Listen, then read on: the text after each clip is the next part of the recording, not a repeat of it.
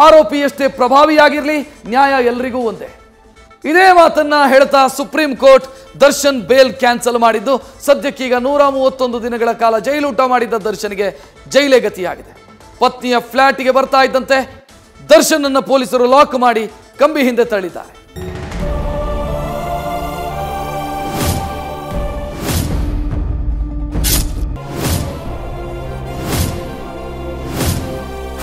ಕೊಲೆ ಆರೋಪಿ ದರ್ಶನ್ ಜಾಮೀನು ರದ್ದಾಗಿದೆ.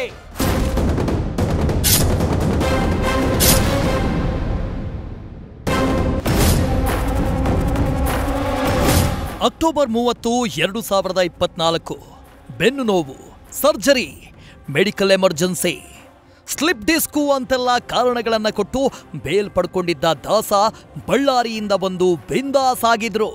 ಥೈಲ್ಯಾಂಡ್ ಟ್ರಿಪ್ಪು, ಶೂಟಿಂಗು ಅಂತ 10 ತಿಂಗಳಿನಿಂದ ಜಾಲಿ ಮಾಡ್ತಿದ್ರು. ಆದ್ರೆ ಈ ಗ್ಯಾಪಲ್ಲೇ ಕಾಟೇರನಿಗೆ ಸುಪ್ರೀಂ ಕೋರ್ಟ್ ಶಾಕ್ ಕೊಟ್ಟಿದೆ.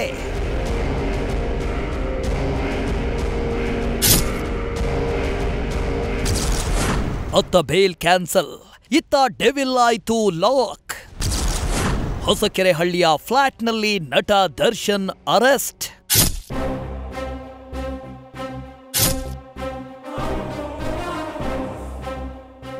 ಎಸ್, ಆರೋಪಿ ಎಷ್ಟೇ ಪ್ರಭಾವಿಯಾಗಿರಲಿ, ನ್ಯಾಯ ಎಲ್ರಿಗೂ ಒಂದೇ ಎನ್ನುತ್ತಾ ಸುಪ್ರೀಂ ಕೋರ್ಟ್ ಡಿ ಗ್ಯಾಂಗ್ ಜಾಮೀನು ಕ್ಯಾನ್ಸಲ್ ಮಾಡಿ ಆದೇಶ ಕೊಡ್ತು. ಈ ಆದೇಶ ಹೊರಬಂದಿದ್ದೇ ತಡ, ಎಲ್ಲರ ಕಣ್ಣು ನೆಟ್ಟಿದ್ದೇ ಕಾಟೇರನ ಮೇಲೆ. ಕೊನೆಗೂ 10 ತಿಂಗಳ ಬಳಿಕ ರೇಣುಕಾಸ್ವಾಮಿ ಕೊಲೆ ಕೇಸ್ನ ಏಟು ದರ್ಶನ್ ಮರಳಿ ಪರಪ್ಪನಗೂಡು ಸೇರಿದ್ದಾರೆ. ಪತ್ನಿ ವಿಜಯಲಕ್ಷ್ಮಿ ಮನೆಯಲ್ಲೇ ನಟ ದರ್ಶನ್ನ ಕಾಮಾಕ್ಷಿ ಪಾಳ್ಯ ಪೊಲೀಸರು ಅರೆಸ್ಟ್ ಮಾಡಿ ಕರೆದುಕೊಂಡು ಹೋದ್ರು.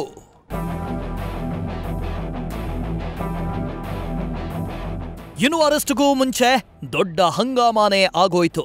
ಸುಪ್ರೀಂ ಕೋರ್ಟ್ ಬೇಲ್ ರಿಜೆಕ್ಟ್ ಮಾಡಿದ್ದು. ನಿನ್ನೆ ರಾತ್ರಿಯವರೆಗೂ ವಿಜಯಲಕ್ಷ್ಮಿ ಜೊತೆ ಬೆಂಗಳೂರಿನಲ್ಲೇ ಇದ್ದ ದಾಸ ಆಮೇಲೆ ಅಜ್ಞಾತ ಸ್ಥಳಕ್ಕೆ ಹೋಗ್ಬಿಟ್ಟಿದ್ರು. ಈ ಮಧ್ಯೆಯೇ ಇವತ್ತು ಮುಂಜಾನೆ ದರ್ಶನ್ ಕಾರು ತಮಿಳುನಾಡು ತಲುಪಿರುವ ಬಗ್ಗೆ ಮಾಹಿತಿ ಬಂತು.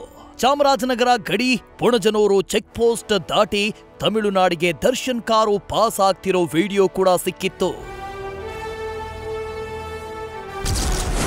ಅಣ್ಣ ಅರೆಸ್ಟ್ ಆಗ್ತಿದ್ದಂತೆ ಠಾಣೆಗೆ ಓಡಿ ಬಂದ ದಿನಕರ್. ಈ ಮಧ್ಯೆಯೇ ದರ್ಶನ್ ನಿವಾಸಕ್ಕೆ ಆಗಮಿಸಿದ ದರ್ಶನ್ ಸೋದರಳಿಯ ಚಂದನ್ ಕೆಲ ಪ್ಯಾಕಿಂಗ್ಗಳನ್ನ ಮಾಡಿಕೊಂಡು ಹೊರಟು ಹೋದ್ರು. ಇದನ್ನೆಲ್ಲ ಗಮನಿಸಿದಾಗ ಇನ್ನೇನು ದರ್ಶನ್ ಬರಲ್ಲ ಅನ್ನೋ ವಾತಾವರಣನೇ ಇತ್ತು.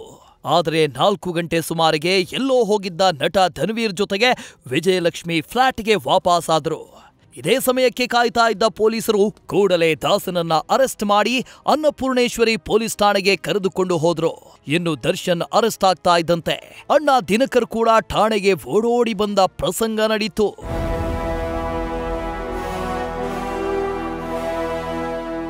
ಇನ್ನು ಅರೆಸ್ಟ್ ಮಾಡ್ತಾ ಇದ್ದಂಗೆ ದಾಸ ನಗುಮುಖದಲ್ಲೇ ಕಾಣಿಸಿಕೊಂಡಿದ್ರಂತೆ.